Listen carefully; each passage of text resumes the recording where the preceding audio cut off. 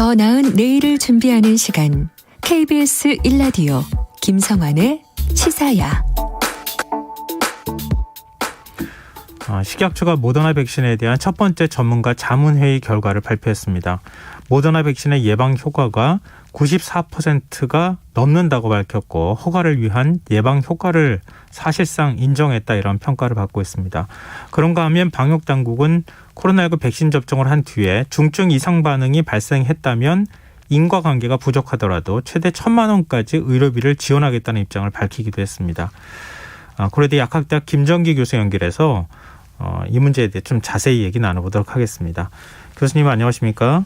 네, 안녕하세요. 네, 일단 모더나 백신 식약처 첫 전문가 자문회의 결과 어떻게 보고 계시는지 말씀을 좀 듣고 싶습니다. 이번에 식약처 첫 자문회의 결과는 예상했던 바하고 동일합니다. 네. 왜냐하면 지금 결과 같은 경우에는 비단 우리나라뿐만 아니라 과거에 미국이나 EU나 영국 등 해외 국가들에서 동일한 임상 자료를 가지고 점검과 검증을 했거든요. 네. 그렇기 때문에 그 결과는 별반 다르지 않을 거다라고 예상을 하고 있었습니다. 따라서 식약처에서도 실제로 말씀하신 것처럼 예방률이 94%고 중증 이상 반응은 관찰되지 않았다. 그리고 이상 반응이 있어도 하루에서 한 3일 정도면 다 호전이 되더라라는 기본적인 데이터에 대한 분석 자료이기 때문에 일단 이번 첫 자문회의 결과는 예상대로 그대로 나왔다라고 생각을 하고 있습니다. 근데 우리 이제 화이자 백신은 상대적으로 부작용이 적다, 이렇게 인식하고 있고, 또 일부는 또 그게 외신을 통해서도 많이 알려지기도 하고 그랬는데요. 이게 지금 백신 형태가 모더나하고 비슷한 이 mRNA 방식이라고 하더라고요. 이게 네네. 어떤 부분이 비슷한 거고, 그러면 네. 화이자가 안전하다 이렇게 얘기를 하는데 모더나도 그러면 안전한 건지 좀 궁금하거든요. 일단 기본적으로 화이자나 모더나는 같은 방식이라고 보시면 됩니다. 일부의 이 백신을 만드는 과정의 공정상의 차이는 있거든요. 그렇기 때문에 화이자는 보관 온도가 마이너스 70도고 모더나 같은 경우에는 마이너스 20도에서 하는 이유가 있거든요. 네. 어쨌든 보관적인 측면에서는 화이자보다 모더나가 훨씬 낫다, 유리하다라고는 보고 있고요. 네.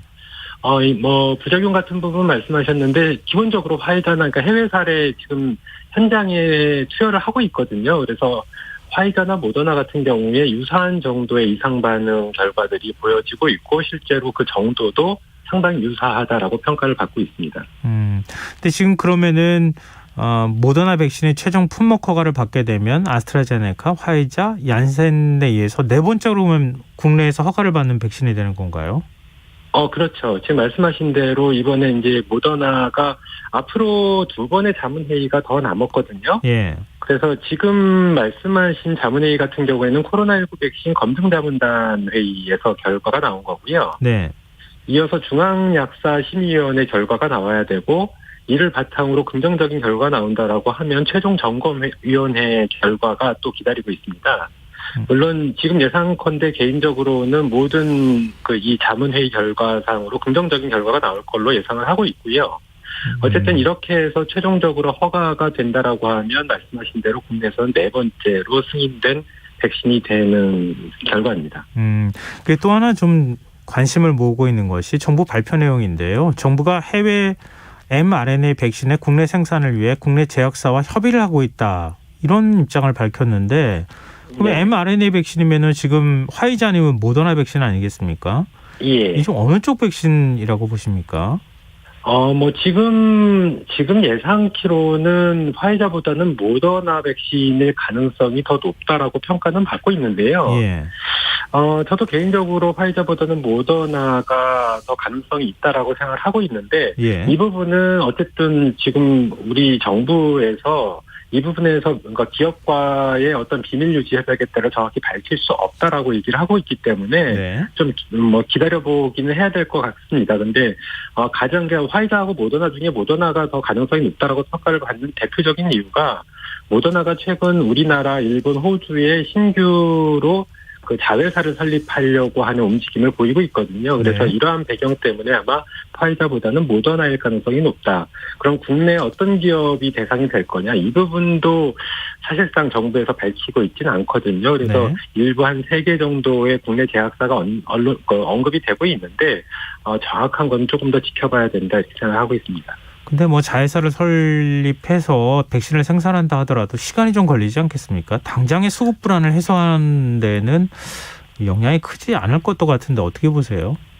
일단 자회사를 설립하는 부분은 뭐 시설하고 인적 인프라가 다 갖춰져야 되기 때문에 말씀하신 것처럼 시간이 좀 걸릴 거라고는 보고 있습니다. 예. 다만 모더나가 자회사를 설립하느냐 아느냐 여부를 떠나서 이제 위탁 생산 부분도 또 남아 있거든요. 네. 그렇기 때문에 위탁 생산을 할 수 있는 국내 기업 같은 경우에는 이제 국내에서 이런 백신 관련 제품을 생산하고 있는 여러 제약회사들이 있기 때문에 그 중에 한두 곳을 선정을 해서 위탁 생산을 하지 않을까라고 생각을 하고 있는데 문제는 위탁 생산이 크게 보면은 원료, 그러니까 원액을 생산할 거냐 아니면은 이 원료를 바탕으로 그 바이알 하나의 병에 충진 포장하는 완제 공정을 할 거냐라는 부분인데 네. 일단 원료나 원액 생산은 좀 어렵지 않을까라는 생각을 하고 있고요. 네. 후자, 그러니까 미국 쪽에서 본사에서 만들어진 원료를 국내로 들여와서 충진하고 포장하는 정도의 위탁 생산이 되지 않을까라고 생각을 하고 있거든요. 네. 왜냐하면 이 모더나가 이 mRNA 백신을 개발하기 위해서 상당히 오랜 시간 동안 투자를 하고 여러 가지 시행착오를 겪어왔는데 그 관련돼 있는 노하우를 쉽게 기술 이전 형태로 해서 어떤 위탁 생산 기업을 선정하지는 않을 거다. 그러니까 단순하게 어떤 완제품을 생산하는 공정 정도만 맡기지 않을까라고 개인적으로는 생각을 하고 있습니다. 그럼 언제쯤 국내에서 생산한 뭐 모더나가 만약에 된다고 하면 모더나를 접종받을 수 있게 될까요? 일단 모더나 같은 경우에 당장은 뭐 4천만 도스가 계약이 맺어져 있기 때문에 네. 이 4천만 도스는 이제 해외에서 만들어진 모더나 백신이고요. 이 부분을 녹십자에서 실제로 국내에 유통하고 허가하는 부분을 담당하기로 했거든요. 네. 그래서 일단 4천만 도스는 그러니까 명확한 시기는 구체적으로 아직까지는 밝혀져 있지 않은데 일단은 3분기 정도에는 들어올 걸로 생각을 하고 있고요. 나머지 지금 말씀드린 위탁 생산 부분 같은 경우에는 추가적인 물량이다라고 보시면 될 것 같습니다. 그래서 이 부분은 원료만 해외에서 만들어가지고 단순하게 완제품을 만드는 공정 정도만 처리를 한다라고 하면 네. 이 부분은 국내에 있는 그 제약회사들이 다 시설을 갖추고 있기 때문에 이 부분은 그렇게 오래 걸리지 않을 것도 당장이라도 가능은 하다라고 생각을 하고 있습니다. 네, 알겠습니다. 그리고 당국이 아스트라제네카 백신 접종 후에 지금 뇌척수염 진단을 받은 40대 간호조무사 사례, 이 접종과 인간성을 인정하기 좀 어렵다 이런 판단을 내렸어요. 근데 이 평가 근거 자료가 충분치 않다 이게 당국의 설명인 것 같은데 네네. 어떻게 보십니까? 글쎄요, 저는 개인적으로 이분 그 40대 간호조무사분 같은 경우에는 그 병명 자체가 급성 파종성 뇌척수염이거든요. 네. 근데 한때 이 재심을 이번에 그러니까 11차 회의에서 재심을 한 사례인데 그 이전에 첫 번째 심의를 할 때에도 이 병명 자체가 급성 파종성 뇌척수염이 맞느냐라는 부분을 다시 검증을 했거든요. 네. 지금 가닥이 잡힌 부분은 일단 병명 자체로는 급성 파종성 뇌척수염이 맞다라고 보는 것 같고 네. 다만 이 부분이 그 코로나19 백신과의 뭐 연관성이 있느냐 없느냐 이 부분인데 제가 보기에는 급성 파종성 뇌척수염의 가장 대표적인 원인이 감염병, 그러니까 어떤 그 병원체에 감염됐을 경우나 아니면 백신 접종에 의한 사례가 주로 발생을 하거든요. 그렇기 때문에 이 코로나19 백신, 그러니까 아스트라제네카 백신을 접종을 막고선 발생할 가능성이 상당히 높다라고 저는 개인적으로 생각을 하는데 네. 이분에 대한 뭐 자세한 의료 정보가 공개가 안 됐기 때문에 저는 더 이상의 어떤 판단하기에는 좀 제한성이 있다라는 부분을 말씀드리고 싶고요. 네. 일단 우리 보건당국에서 얘기한 것처럼 그 인과성을 인정할 만한 근거도 부족하고 배제할 만한 근거도 부족하다 이렇게 얘기를 하고 있는데 네. 이런 경우에는 제가 보기에는 보상 쪽으로 가닥을 잡는 게 지금 백신 수용성을 높이는 데 더 도움이 되지 않을까라는 생각을 가지고 있습니다. 명확하게 판단하기 어려운 경우에는 적극적으로 보상 범위에 포함시켜야 한다 이런 말씀이신데요. 근데 정부가 중증 이상 반응에도 1인당 1,000만 원까지 치료비를 지원하기로 했다 그래요. 근데 이게 네네. 백신에 대한 국민의 좀 안전성에 대한 우려를 불식시키고 국민 신뢰를 좀 네. 끌어올릴 수 있는 방법이 될 수 있을 것 같으세요? 일단 제가 보기에는 그 금액 자체가 그렇게 높지 않다. 왜냐하면 문제가 되는 경우가 막대한 치료비나 간병비가 들어가는 부분, 중증 이상 반응일 때를 가장 국민들이 두려워하고 있는 부분이거든요. 네.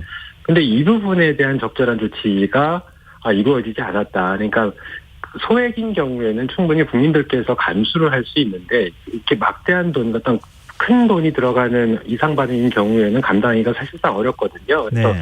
이러한 부분을 실질적으로 도와주는 것이 인정을 해주고 보상을 해주는 것이 백신 수용성을 높이는데 보다 더 도움이 되지 않을까라는 생각을 가지고 있습니다. 지금 이게 참 이 연관성 판단하는 게, 인과성 판단하는 게 좀 어렵습니까, 그렇게? 이 백신과의 인과성 판단하기는 상당히 어렵습니다. 그래서 많은 부분이 불인정되는 사례가 굉장히 많습니다. 그래서 지금 코로나19 백신도 마찬가지고요. 그러니까 일반적인 발병률 대비 크게 증가하는 경우만 보통은 인정이 되거든요. 네. 근데 그렇지 않을 경우에는 불인정되는 사례들이 많다라고 보시면 될 것 같습니다. 참 이게 쉽지 않은 문제군요. 그리고 영국은 40대 미만 성인에게 아스트라제네카 백신을 접종하지 않기로 했는데 독일은 또 18세 이상 모든 성인에게 아스트라제네카 백신을 접종하기로 했습니다. 이게 이제 국가별로 좀 다른데요. 왜 이렇게 다른 겁니까? 이 부분은 각 국가의 사정이 다르다라고 보시면 될 것 같습니다. 왜냐하면 영국 같은 경우에는 지금 1차 이상이 백신 접종률이 50%를 넘어섰거든요. 예. 반면에 독일은 얼마 전까지만 해도 15에서 16%대였고 최근에 크게 끌어올려서 30% 정도까지 도달했다라고 얘기를 하는데 상대적으로 영국 대비 백신 접종률이 상당히 좀 뒤처진다라고 보시면 될 것 같고 특히나 영국에 비해서 독일 같은 경우는 신규 확진자 수가 4,000명을 넘기 때문에 상황이 굉장히 심각하다. 그러니까 그만큼 백신 접종률을 끌어올리기 위해서 모든 성인을 대상으로 접종을 시행하고 있는 거고요. 영국은 접종률이 상당 부분 도달을 했기 때문에 이런 속도보다는 안전성에 더 방점을 두었다 이렇게 보시면 될 것 같습니다. 우리나라는 30대 미만에 대해서 백신 접종 제한하고 있잖아요. 예. 그냥 우리도 독일처럼 하면 안 되는 겁니까?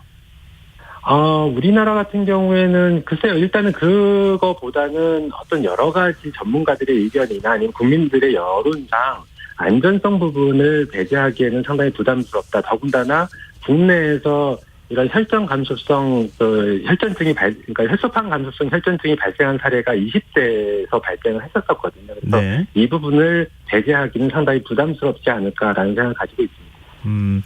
문재인 대통령이 오늘 취임 4주년 특별연설에서 오는 9월 말까지 접종 대상 국민 전원의 1차 접종을 해서 11월 집단 면역 달성 목표를 당초 계획보다 앞당기겠다 이렇게 밝혔거든요. 네네. 지금 현재 백신 수급 상황이나 접종률 볼 때 이게 가능하다고 보십니까? 가장 중요한 것은 접종률보다는 백신 수급 상황인데 네. 아직까지도 수급 상황이 계획보다는 상당히 불분명한 상황이 있거든요. 네. 그래서 이 부분이 확실하게 방역당국이나 보건당국에서 이러한 부분 때문에 대통령께서 이 부분을 언급했다라고 설명을 하고 있지 않기 때문에 아직도 여전히 물음표다라고는 보고 있습니다. 지금 변이 바이러스에 대한 우려의 목소리가 많이 나오는데요. 지금 네네. 가정의 달이자 여러 행사들이 많이 있기 때문에 좀 우려하는 목소리도 있거든요. 네네. 이거 어떻게 보십니까? 일단 변이 바이러스 문제는 그러니까 현재 상황은 앞서 말씀하신 것처럼 내일 예상되는 신규 확진자 규모가 한 500명대 정도로 보고 있거든요. 네. 그러니까 휴일이 지난 다음에 이틀 동안은 한 500명 안팎 정도의 신규 확진자, 그다음에 수요일부터 금요일까지는 700명대를 보이고 있는 이런 상황이 꽤 장기화되는 양상입니다. 그래서 네. 지금 정도는 방역 당국의 방역 조치하고 실제로 전파되는 양상상의 절충 구간, 그러니까 버퍼링 구간이다 이렇게 생각을 하고 있고 예. 여기에서 특별한 변수가 발생하면 급증할 수도 있고 네. 변수가 없으면 이 상태로 계속 유지될 걸로 보고 있습니다. 근데 네, 알겠습니다. 일단 가장 큰 변수가 변이 정리를 해야 바이러스다. 되겠습니다, 교수님. 네. 네, 알겠습니다. 오늘 말씀 고맙습니다. 네네. 예, 지금까지 고려대 약학대학 김정기 교수였습니다. 김성환의 시사일 1부 순서는 여기서 마무리하겠습니다. 전 11시 전과 2부에 다시 찾아오겠습니다.